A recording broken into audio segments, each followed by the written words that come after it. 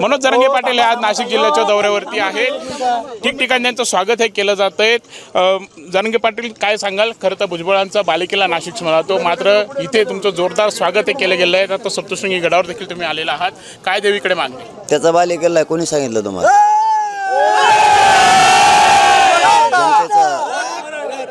इथल्या नाशिककरांच्या जनतेचा सगळ्या जाती धर्माच्या लोकांचा हा बालेकिल्ला आहे। त्याचा बालेकिल्ल्याचा काय संबंध?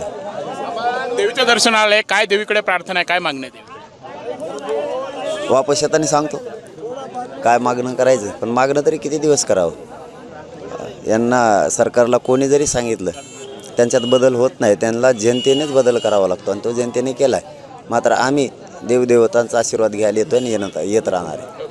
छगन भुजबळ आता म्हटल्यात की जरांगे पाटील स्वतःला काय समजतो, गावातील एका व्यक्तीच्या पोस्टरवरून मी वक्तव्य केलेलं होतं, तू खरा पाटील असेल तर मंडल आयोग संपून दाखव। अरे दाखविणार रे, तू पुन्हा चिथवणी देऊ नको, तुझ्या सहित बाहेर काढीन मग।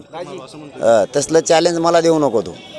मी पाटीलच आहे आणि पाटील आहे म्हणूनच तुला ओबीसीत जाऊन दाखविलंय मी। तुझ्यासारखा असा ओबीसींचंच खाऊन त्यांच्यावर वर टंगडी करणारा मी नाही, खानदानी पाटील आहे। तू म्हणला तो ओबीसीत येऊ देणार नाहीत, आणले ओबीसीत मराठी सगळे। पुन्हा सांगतो पुन्हा सांगतो पुन्हा थांबाव तुला पुन्हा सांगतो, मायना दे लागू नको। मंडल कमिशन जाईल, गोरगरिबाचं वाटोळं करू नको, चिथावणी करून तो ओबीसीचं। आणि ओबीसी बांधवांना माझी विनंती, मला मंडल कमिशन चॅलेंज करायचं नाही, त्याला समजून सांगा। तेव्हाची चिथावणी देऊन जसं मराठी ओबीसी शिरले तसं मंडल कमिशन सुद्धा उडवायला लावेल। तेव्हा त्याचंच स्वप्न आहे गोरगरिबांचं वाटोळं व्हावं म्हणून। आणि तू एका परिवाराला नाही म्हणला, तू सगळ्या नाभिक बांधवांना महाराष्ट्रातल्या म्हणलेला आहे। तू जर खानदानी ओबीसीचा नेता असला ना तर माफी मागून दाखव त्यांची।